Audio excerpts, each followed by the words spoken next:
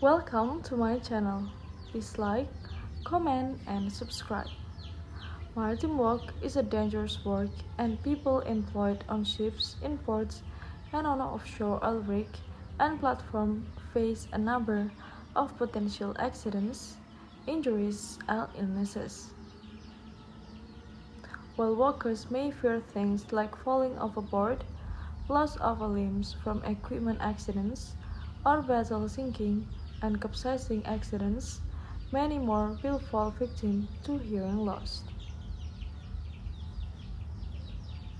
Some of the jobs that maritime workers do involve loud sounds, and hearing loss over years of doing these kinds of job is a very real possibility.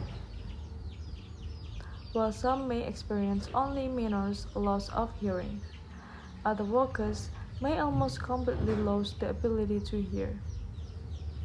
Either way, the loss can be devastating and have a huge impact on a person's future.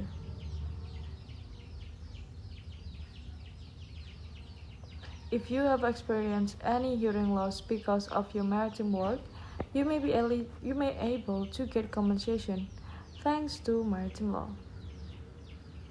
And then what causes hearing loss? Aging-related hearing loss is not uncommon. As much as 25% of the population will eventually lose some hearing ability as they age.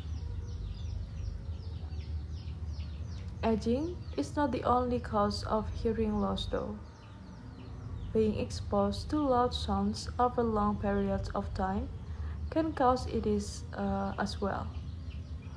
As can blows to the head, chronic noise exposure is common in many maritime jobs, and accidents that cause head trauma are possible as well. Hearing loss caused by noise exposure or head trauma is called sensorineural, a type of hearing loss related to problems in the inner ear. Noise over time can cause damage to the nerve cells and small hairs in the inner ear that send sound signal to the brain. You may realize that you have hearing loss of this type if you constantly need to ask people to repeat what they say. If you turn up the volume on the radio or TV more than you used to, and if you start to avoid social situations because you have a hard time following conversation.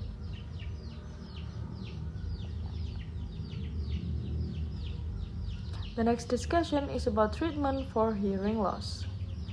Unfortunately, the type of hearing loss that you are likely to experience from years on the job is your maritime position is not reversible. The kind of damage that is caused to the nerves and hairs in the inner ear cannot be corrected easily or completely. There are treatments that can help though, so not all hope is lost. Corticosteroid medications can reduce swelling in the inner ear that may improve hearing, and hearing aids can be used to amplify sound you can hear better.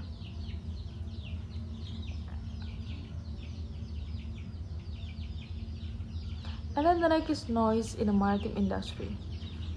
When most people think about the dangers and risks of the maritime work, they think of things like ships sinking out at sea, accident fishing equipment, crane accidents in ports, or falls into cargo holds.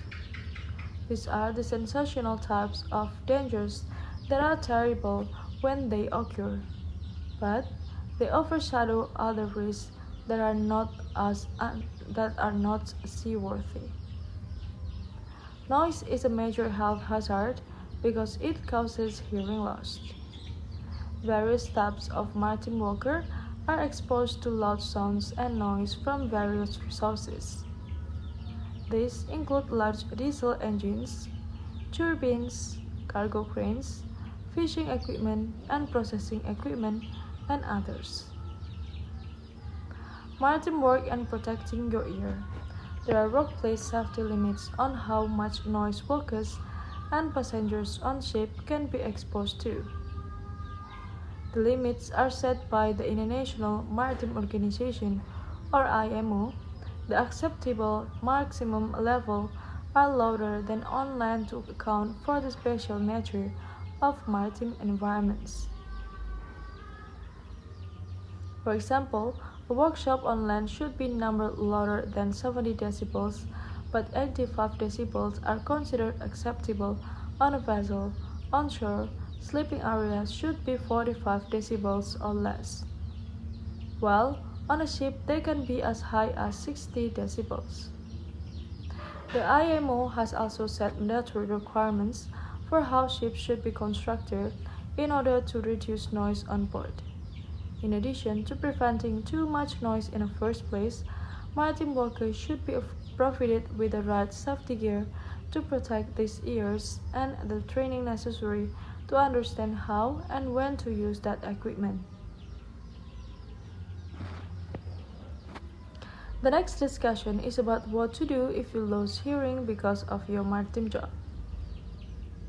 Hearing loss is one of those types of workplace injuries that are not usually immediately obvious. There are maritime laws that allow workers like you to seek compensation for injuries that you know were caused by your workplace. They have statutes of limitation that require you report on accident or injuries within a certain period of time. There are exceptions for things like hearing loss. These limitations are typically extended for an injury like hearing loss, whose origin only becomes obvious years after initial exposure or a period of exposure. For instance, if you work aboard a vessel and qualify as a seaman, exposure to engine noise over the years may have caused you to become hard of hearing as you approach retirement. If you were diagnosed earlier with hearing loss or found to have hearing loss caused by your work, you are not considered to have passed the statute of limitation as long as you act on a diagnosis as soon as you get it. You can file a claim within the limitation and have a good chance of getting compensation.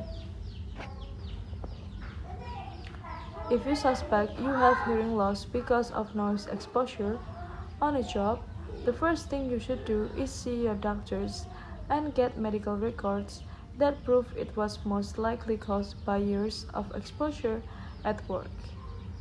These records will be important in proving that your injury was caused by your workplace. The next steps you should take is to contact a maritime lawyer. These professionals understand maritime law and help you figure out which of the many laws applies to you. Your lawyer will also help you file a claim and can even represent you in front of your employer, your employer's insurer, in arbitration hearings and in court if it comes to that. Losing hearing is a serious medical condition and it impacts your well-being.